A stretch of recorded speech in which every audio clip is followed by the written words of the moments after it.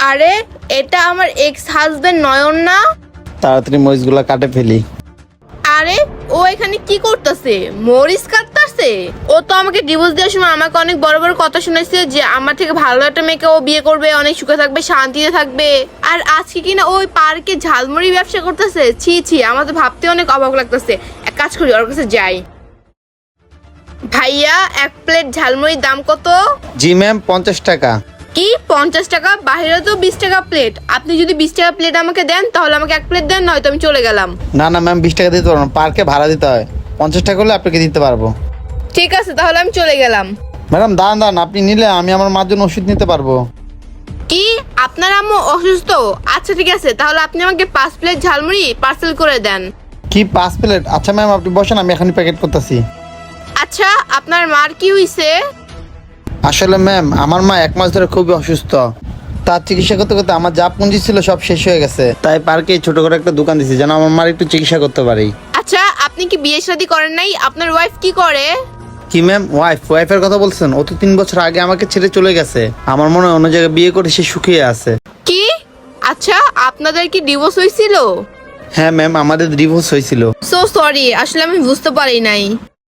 Ma'am আপনার 250 টাকা বিল হয়েছে, বিলটা আগে দিলে ভালো হতো। আচ্ছা ঠিক আছে, আমি দিতেছি, আপনি পার্সেল করেন। এই নেন ম্যাম আপনার পার্সেলটা। এখান থেকে 250 টাকা রাখেন, 50 টাকা প্লেট ঝালমুড়ির দাম রাখেন।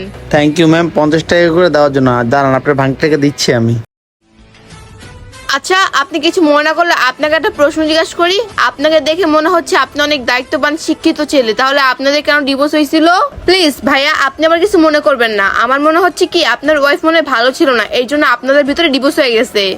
না ম্যাম কি বলছেন আপনি এসব? আমার ওয়াইফ একটা ভালো মেয়ে ছিল। আসলে আমাদের দুইজনের বন্ডিং ভালো ছিল না, তার জন্য আমাদের ডিভোর্সটা হয়ে গেছে।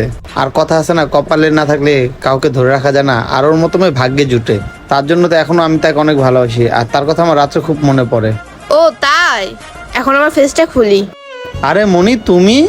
হ্যাঁ নয়ন, আমি। আর তুমি চাইলে আমরা আবার দুজন মিলে সংসারটা শুরু করতে পারি, ভালোবাসতে পারি এবং দুজন দুজনকে সময় দিতে পারি। তুমি এখানে? আর এসব কি বলতেছো তুমি? হ্যাঁ আমি এখানে। আর আমি তো ভাবছিলাম তুমি আমার থেকে ভালো একটা মেয়েকে বিয়ে করে অনেক শান্তিতে আসছো। আর আমি পার্কে এসে কি দেখলাম, তুমি এখানে ঝালমুড়ি ব্যবসা করতেছো।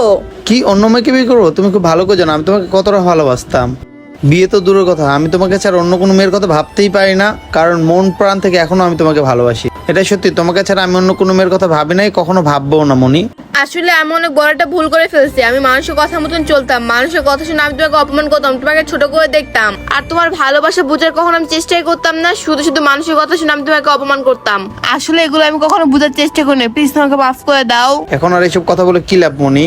নয়ন, এসব কথা বলে লাভ আছে? তুমি চাইলে আমরা আবার দুজন মিলে আমাদের সংসারটা গড়ে তুলতে পারি। কি বলো মনি? আমি তো শুনছিলাম তুমি একটা বড়লোক ছেলেকে বিয়ে করছো, তুমি আবার আমার লাইফে জড়াতে চাচ্ছ, আমি তো বুঝলাম না। কি বিয়ে?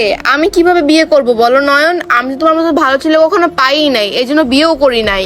আর শোনো, যারা আমাকে দেখতে আসতো তাদের বিয়ে করার আগে আমি তাদেরকে একটা করে কোশ্চেন জিজ্ঞেস করতাম যে আপনি আমাকে কতটা ভালোবাসবেন, কতটা কেয়ার করবেন। কিন্তু তাদের কথাবার্তা শুনে আমি বুঝতে পারছি তারা তোমার মতন ভালোবাসতে আমাকে কখনোই পারবে না, কারণ এই জামানায় তোমার মতন ভালো পুরুষ পাওয়া ভাগ্যের ব্যাপার। যখনই আমার জন্য বিয়ের প্রস্তাব আসতো তখনই আমি তাদের ভিতরে তোমাকে খুঁজতাম, কিন্তু আমি তোমাকে খুঁজে পেতাম না, এই জন্য আমি তাদেরকে রিজেক্ট করে দিতাম।